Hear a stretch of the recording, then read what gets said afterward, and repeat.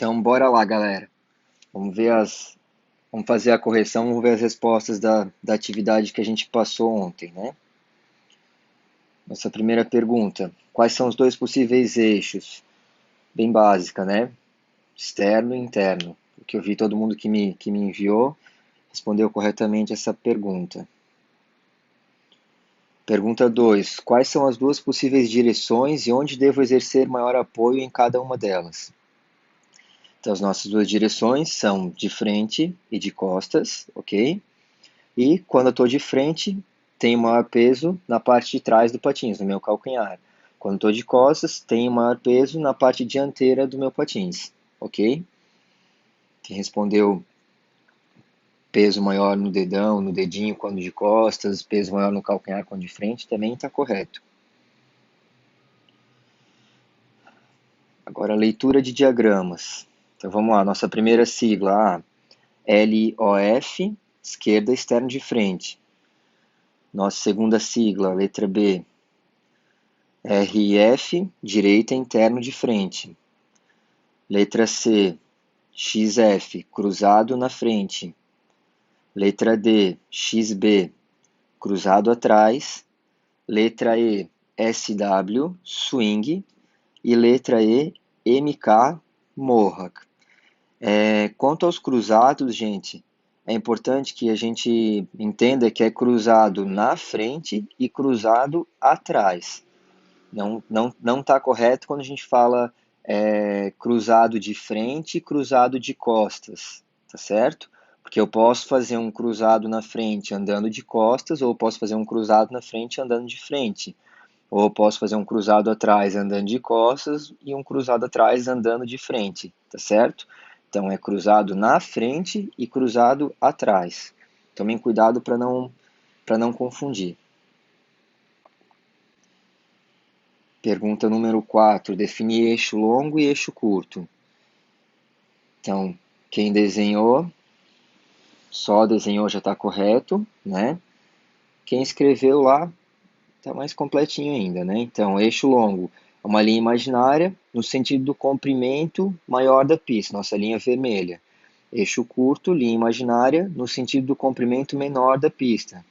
De lateral até lateral, nossa linha azul, ok?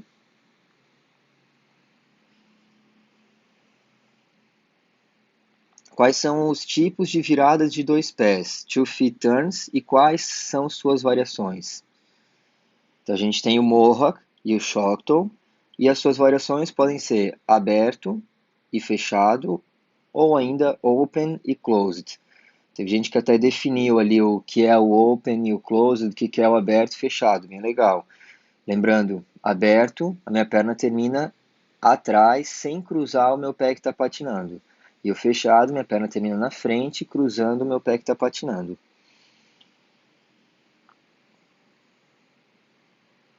Quais são os tipos de viradas de um pé? Então a gente tem 6 tipos de viradas. Teve algumas respostas que estavam um pouco incompletas aí, tá?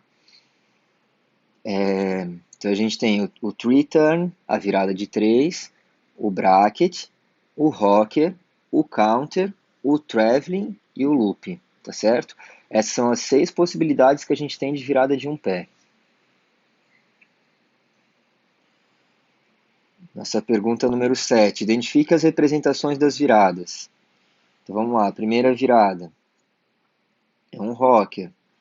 Vamos ver por quê? A gente tem a curva de entrada e a gente tem a cusp na mesma direção da curva de entrada. Então a gente já sabe que é um rocker. Segunda, um bracket. Vamos observar também, a gente tem a curva de entrada e tem a cusp na direção contrária dessa curva de entrada. Então, a gente tem um bracket.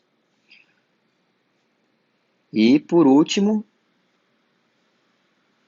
a gente tem um counter.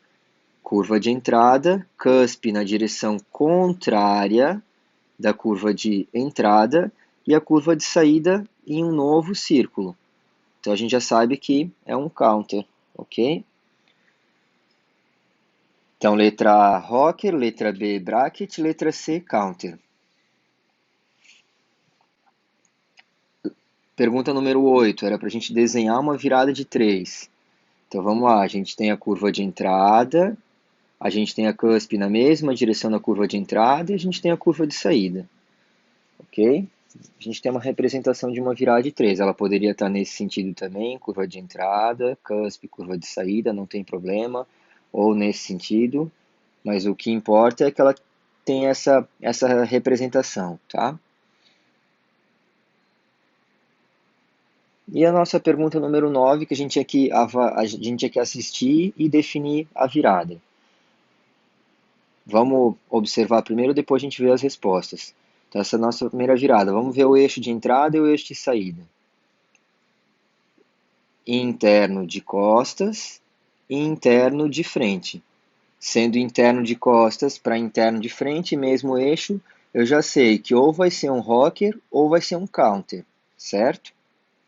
Ela não poderia ser um trace, também não poderia ser um bracket, também não poderia ser um loop, e também não poderia ser um traveling, tá certo? Porque ela não tem a característica do eixo dessas outras viradas, certo?